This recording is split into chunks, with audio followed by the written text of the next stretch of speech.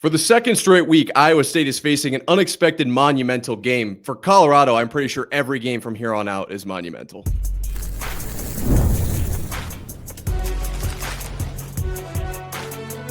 You are Locked On College Crossover, part of the Locked On Podcast Network. Your team every day. Welcome in, ladies and gentlemen, to a special crossover edition of Locked On Cyclones and Locked On Buffs. I'm your host, Nick Marovets, and basically co-host, I guess. Maybe more deserving of host today is Kevin Borba joining me from Locked On Buffs. We're going to break down how big this game is for both the Cyclones and the Buffs, the weaknesses, give our predictions. It's going to be a fun show. Be sure to hit subscribe down below so we can prove that this is maybe a rivalry that needs to – is this a rivalry? I feel like it is. Deion and Matt Campbell.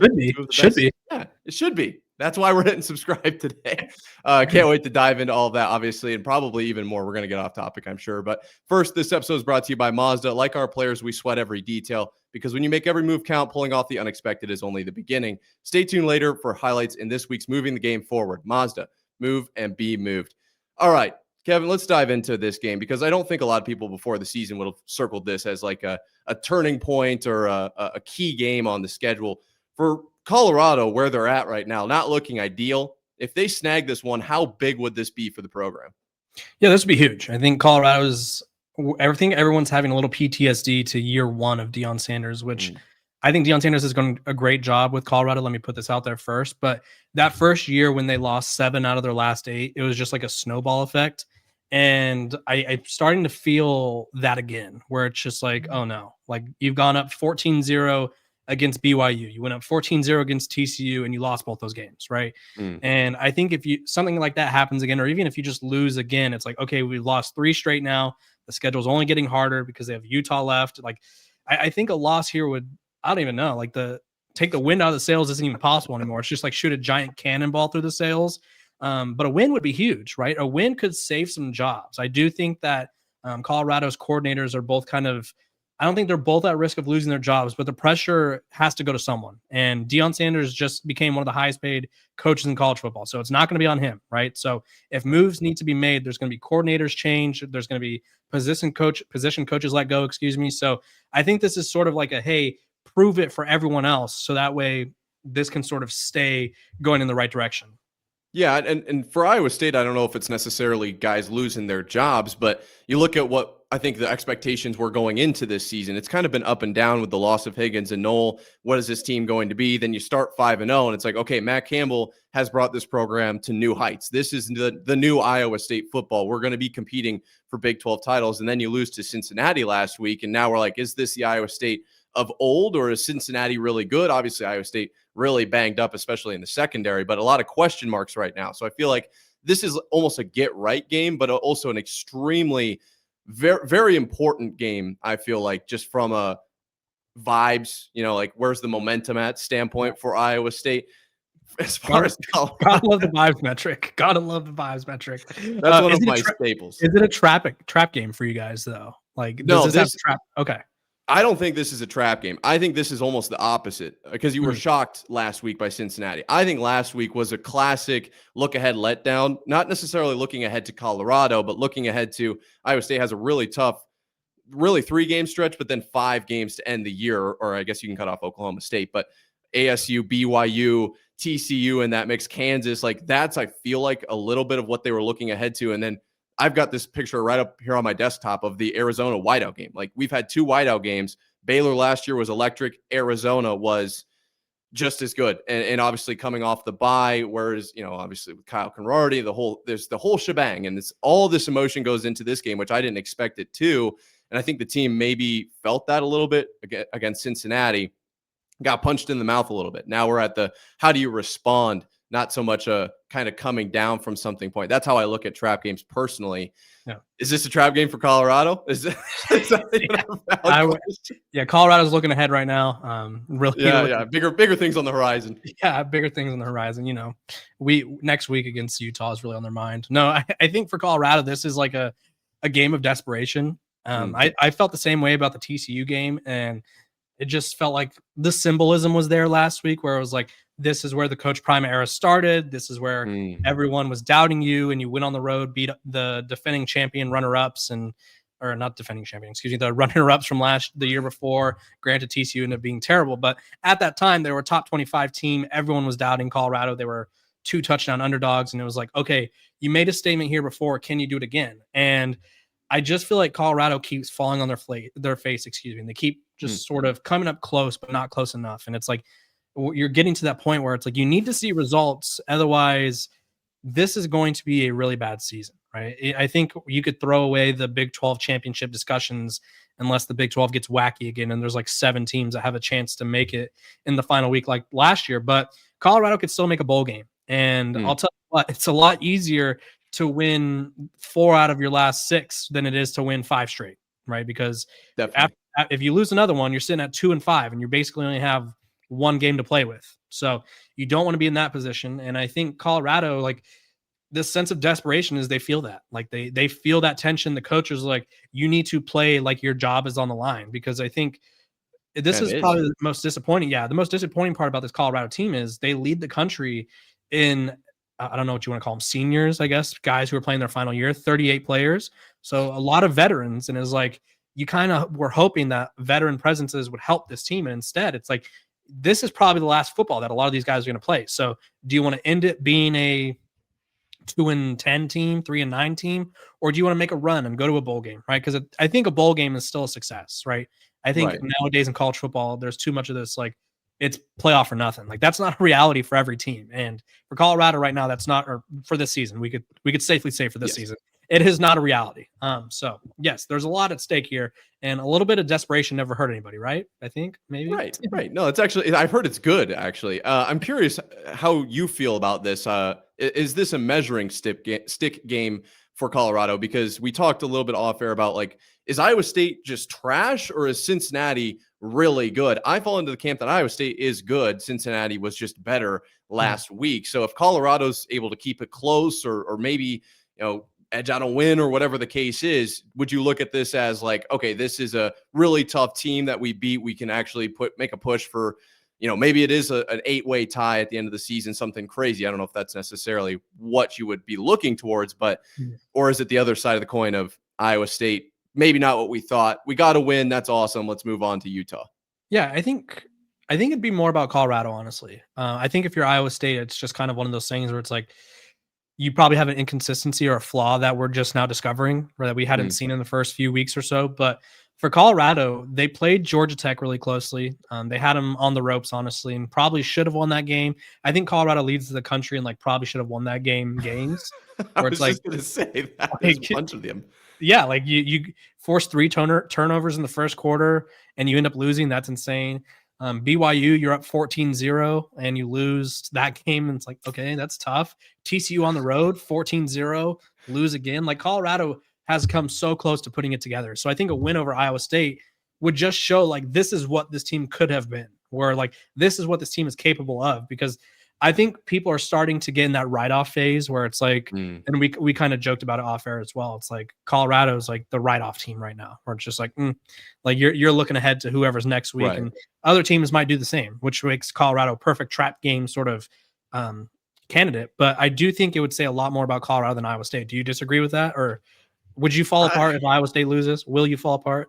I won't be contactable. All right. My number will be on do not disturb, because I'll have to be mentally getting over that for sure. But I think on some level too, for Iowa State, it's like the injury bug just got us again.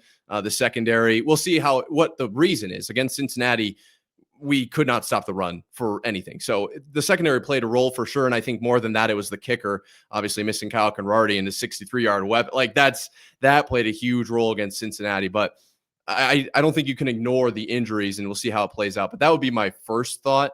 Yeah. And then it comes down to, where are we actually at? What kind of plays? Like, I want to know what's going on in these games, because against Cincinnati, I do think that Iowa State was, at least on paper, a better team. It's marginal, very marginal. Cincinnati, very good. But I think that's a game Iowa State could have won. They made a lot of mistakes. I didn't think that they played their best game. So I think that'll obviously go into my evaluation. But you mentioned it, obviously. Is the reason Colorado or Iowa State? Is it the injuries? Is it that Colorado played well? It's all going to come down to who plays the best and who can avoid their weaknesses. We're going to have to break down the weaknesses coming up right here after this. Today's episode is brought to you by our friends over at DoorDash. It's almost the weekend. Time to look back and crown this week's MVP on Who Delivered, powered by DoorDash. Just like you can win every Saturday with DoorDash Streaks, saving more every time you order. These players delivered when it mattered most. Let's break it down. For Iowa State, I'm going to have to go Rocco Beck. Played well last week. Didn't quite get the win, but did enough. I thought he really showed up big time for Iowa State. And just like Iowa State delivered, just like Rocco delivered for Iowa State, DoorDash delivers your Saturdays. With DoorDash Streaks, you save every Saturday you order. Stack it up all season. You could save up to $250, including $100 in DoorDash credits. Order this Saturday. Keep the streak alive. Fuel your game day only with DoorDash. Terms apply. Promo period through 11/18. Today's episode is also brought to you by our friends over at FanDuel. The NFL season is here, and FanDuel has an offer you don't want to miss. Right now, new customers can bet just $5 and get $300 in bonus bets if you win. That's right. Pick a bet, put down $5, and if it hits, you'll unlock $300 in bonus bets to use across the app. FanDuel gives me so many ways to play. I've built parlays, tried player props, and I always follow the live lines in games. I'm never quite ready when kickoff comes to town. So whether you're a casual fan or love diving into the stats, FanDuel makes the game day experience so much better. So what are you waiting for? Visit FanDuel.com to download the FanDuel app today and get started. So I think we can both agree both of these teams have a lot of weaknesses right now, unfortunately. For Iowa State, I think it's more than anything the secondary, and then Kyle Conradi. What is Colorado looking at here? Because it could be a number of things based on what I've seen. Yeah, I think we'll just go the big one, the obvious one. It's the quarterback, which, I mean, some people call it the most important position in sports. And for that to be your greatest weakness is tough, especially when the past 2 years you had arguably one of the best, if not the best, quarterbacks in college football in Shedeur Sanders, right? He left college football as with the NCAA record for completion percentage over his career. Like, he was just a model of consistency. And now you have a quarterback who you can't trust him. Like, you simply cannot trust Caden Salter to throw the ball to your team.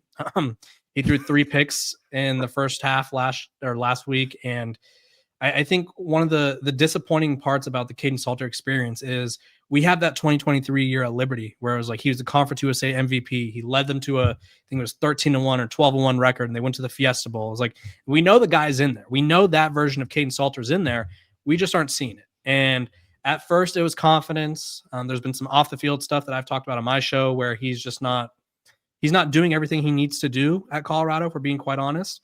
And then he gets benched. And then he talks about how the benching affected his confidence. And it doesn't seem like he's ever on the same page as the receivers. I don't think they tailored the offense well enough to him. And so it's just a hodgepodge of problems. And they have 5-star freshman Julian Lewis waiting in the wings. And as much as I think a lot of people want to see him, I don't know if busting him out against Iowa State is the right move. So Colorado's quarterback position is the biggest weakness. What would you say Iowa State's is? Well, actually, I'll counter really quick before I say Iowa State's by saying that I would actually agree with you. I think you should keep Salter out on the field against Iowa State because my evaluation is that he could be a major problem. Iowa State has struggled with quarterbacks who run the ball well, which nowadays is basically everybody. So that's going to have to be addressed at some point. But I don't know if that's one of my major concerns for this game. I'm not too worried about much else, honestly. It comes down to, can Iowa State keep Salter in the pocket is how I'm evaluating it. I think they need to force him to throw from the pocket. He's relatively, quote unquote, comfortable when he's on the move, and I think he's got great legs. But I stand with what you said. Outside of the pocket, he at least during the TCU game, his completion percentage outside the pocket is like 24%, I believe. So not great. Yeah, well, he looks more comfortable. Maybe we'll put it that way. Obviously, through the pit. He's more comfortable because that's like what he relies on.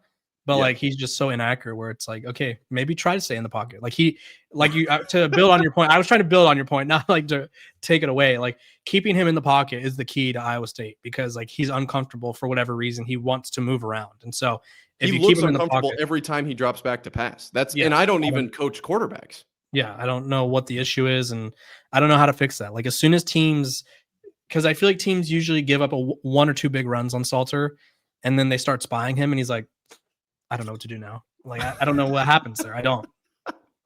And hopefully we can make that adjustment. Seems like Iowa State can be a little slow to the adjustment of should we put a spy on this quarterback or not. We saw that earlier this season for sure. I think the biggest weakness for Iowa State is the secondary. Let's go with that for now because it's the biggest position group. Then it's probably kicker, but that's going to be a major problem for Iowa State going into the season. I thought that the secondary was maybe the biggest weakness of the entire team. Now it's all relative, but I didn't think we had enough guys returning, enough veteran leadership. Some of the press conferences in the offseason alluded to the fact that like maybe it's just not quite there as much as Matt Campbell wanted to beat the drum of this is the deepest position group we have.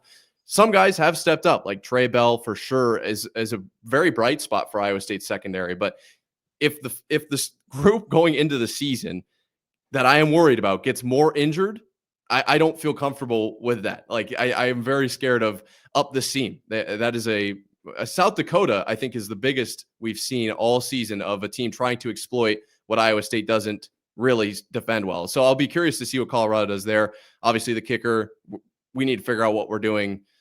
It wasn't whatever we did against Cincinnati. I don't think we should do that again. You just pull someone off the frat row and hope they could kick or what? It just did not seem to work. Yeah, pulling ASU. So that's in there. I think the offense is completely in check, though. And that's what makes me feel pretty good about this game is even if Iowa State does go down 14-0 to start the game, we've seen that Colorado doesn't play well throughout all four quarters. 14-0 could be the most dangerous lead in football, if I'm being honest. I think it was the Chiefs just blew a 14-0 lead last weekend against the Jaguars. So whatever happens when it's 14-0, it gets a little dicey, right? Like I don't know what it is. And I would say the other weakness before we like move on from this, Colorado can't stop the run. And I want to get your opinion on this because I feel like Iowa State is typically like a strong or a strong-ish running team. And I don't really know if that's like a strength of your guys' team as much as it has been in the past. Would you agree with that? I would say, especially for this week, probably not. Carson Hansen currently questionable based on the injury report that I have. It'll get updated, but the way that Matt Campbell's speaking about it, I'm sure he's missing his legs. The way I can never really tell what's going on there. So that was one of my keys to victory, I think, for this team is you have to get the run going somehow. Now, Carson Hansen will be missed in this one, but Abu Sama is a very solid running back, and Dylan Lee we've seen flashes from as well. So I'm not going to say that it's the strongest it's ever been. I think that would just be incorrect, but I don't think that it's too far off. I think we still have solid running backs back there and a really good offensive line. I would expect, though, we're seeing the passing game develop a lot for Iowa State. Rocco's making his reads. Chase Sowell's coming onto the scene. Brett Eskelson has proven. Yeah. Former Buff. That's a whole other, we didn't even talk about that. Yeah, that's a whole other aspect to this that Matt Campbell talked about with like, you just got to kind of keep it in front of you, keep your blinders on type of thing. I'll be very interested to see if that plays a role if we try to get him a few extra targets or whatever. And we haven't talked about like, go ahead. I was gonna say maybe things get chippy. You never know. They very well could. I mean, Sowell, I think we might see a 60-yard touchdown from Sowell this week. Wow. What I've seen. Honestly, it wouldn't shock me if we saw like a pass interference from Colorado. Oh, there you go. Sowell, just because they had like I think 8 this year, and they had like they almost have more. No, they had 6 last year. So they've already surpassed that number. Perfect. And they had 8 the year before. So Colorado is on pace for about 14 to 15 pass interference calls this year, which is not great. Well, I'd say that's going to help Iowa State, I do think, because we'll see how Rocco responds to last week. I hate to say that like getting smacked in the mouth by a train is going to impact the week after if he's completely fine on the injury report. But as a human, I would have to imagine that's going to play a role. So maybe getting the benefit of the doubt down the field is going to help as well. I think we'll see the tight ends. I'm hoping we'll see the tight ends come on bigger in this game than against Cincinnati. We got away from that for some reason. Yeah, there's a lot of question marks. Why are we going away from the tight ends? That's the bread and butter. Houston really hurt Colorado with their tight end.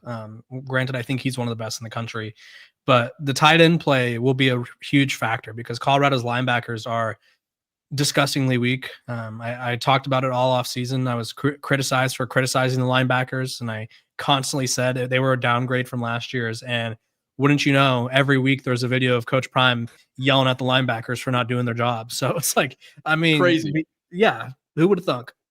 Yeah, no. Well, the combination of maybe Iowa State's secondary being a weakness and Iowa State's offense potentially having all of the keys we could see a super high scoring game. We'll have to find out what our predictions will be coming up right here after this.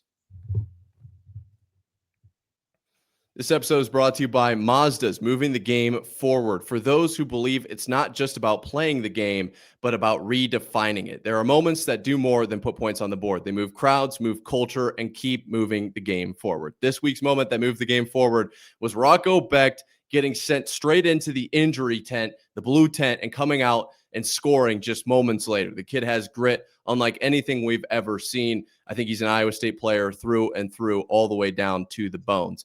When you follow what moves you, the unexpected is only the beginning. And just like there's more to every highlight, there's more to a Mazda vehicle. Mazda, move and be moved.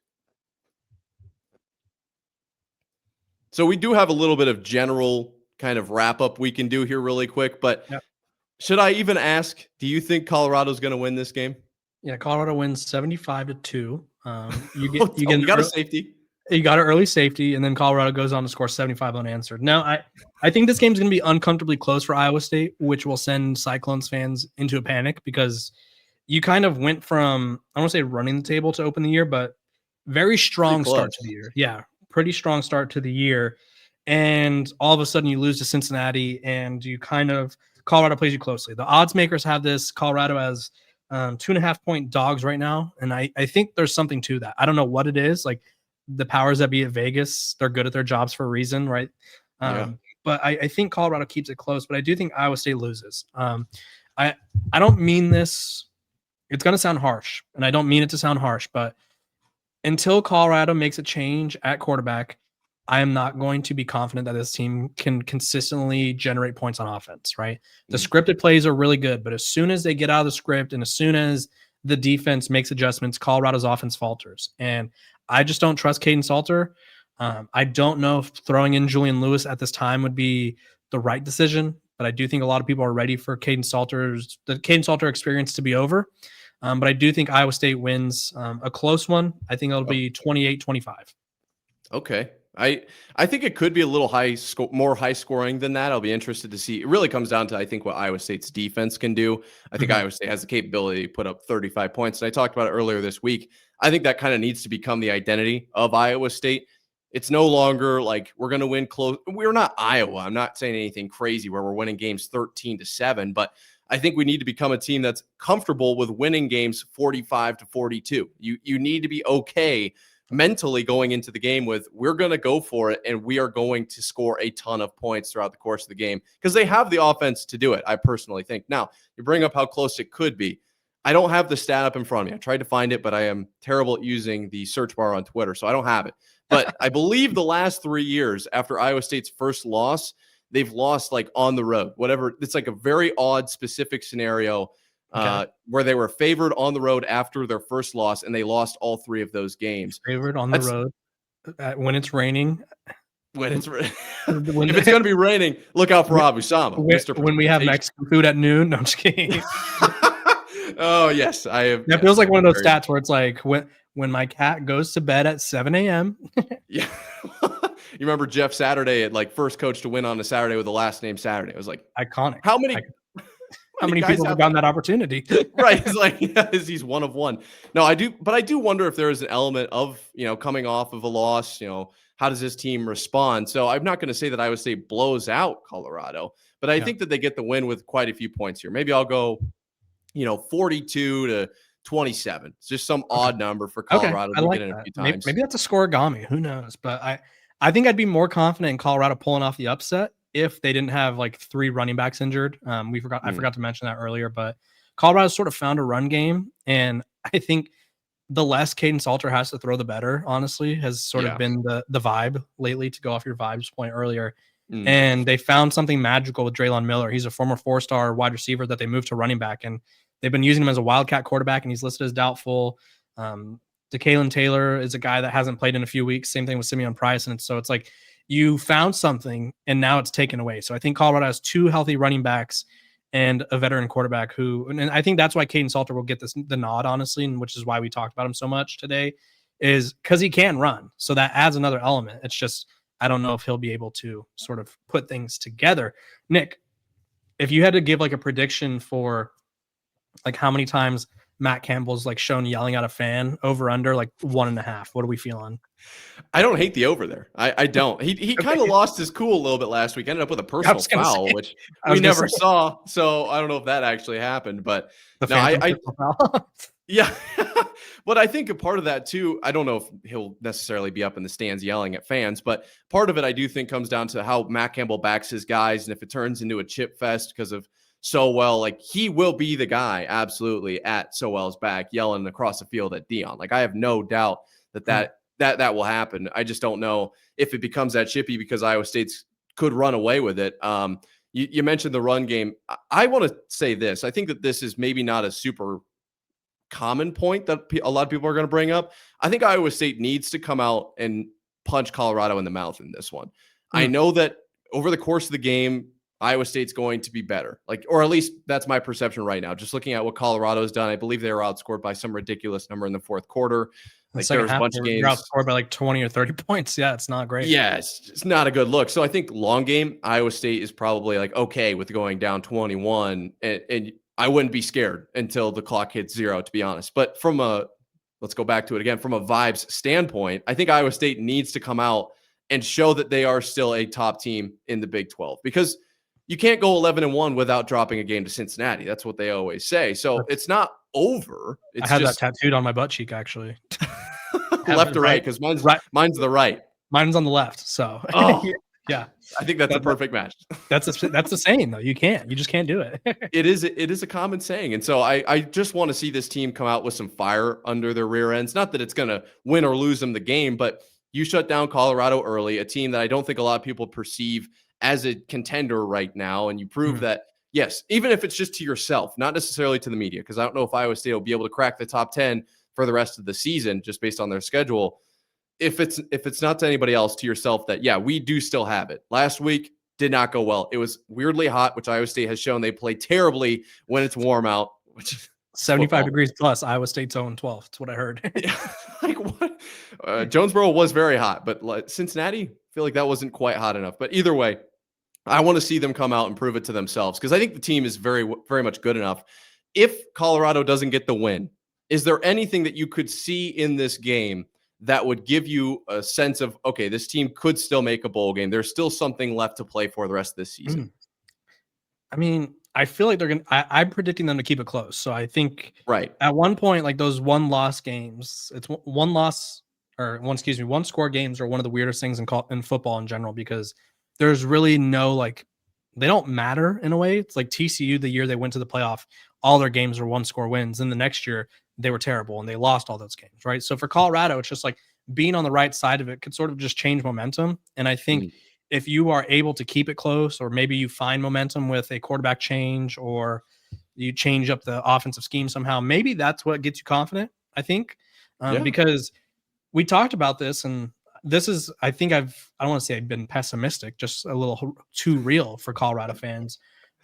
But you win this game, and there's a possibility you could go on a run, right? I don't think 3 losses in the Big 12 isn't the end all be all, right? You could, there have been teams who have had that record and made it to that sort of contention phase. So a lot of things could go right. Yeah, right. So like a lot of things can go right. This game, it's just sort of, I think they need a win, honestly. I think a loss, the vibes, to go off the vibes meter would be just plummeting, right? I don't think you could lose 3 straight heartbreakers, right? I think at some point, and I think maybe you disagree or agree with this, I don't know, but like losing closely hurts more than getting blown out, because it's like we were just one player away every game. Whereas like at least we're blown out. It was like, okay, we were never in that game, right? And I'm not saying Colorado should aim to be blown out, but it's like you want to turn that around so you don't have to keep feeling that feeling of like, oh, if we just did one thing differently, we win that game.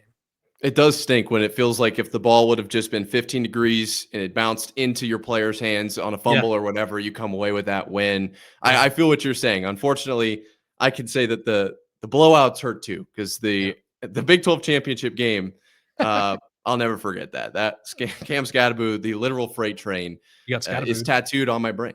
Yeah, got Scatterbooed. Got Scatterbooed. I'll never forget it. All right, that's going to do it for us today. Be sure to hit subscribe down below. I want to see what your guys' predictions are because we were kind of in different camps. Is it close? Is it going to be a blowout? Do you have Colorado? Do you have Iowa State? Let us know. I can't wait to see it. Good luck this weekend, Kevin. Thanks.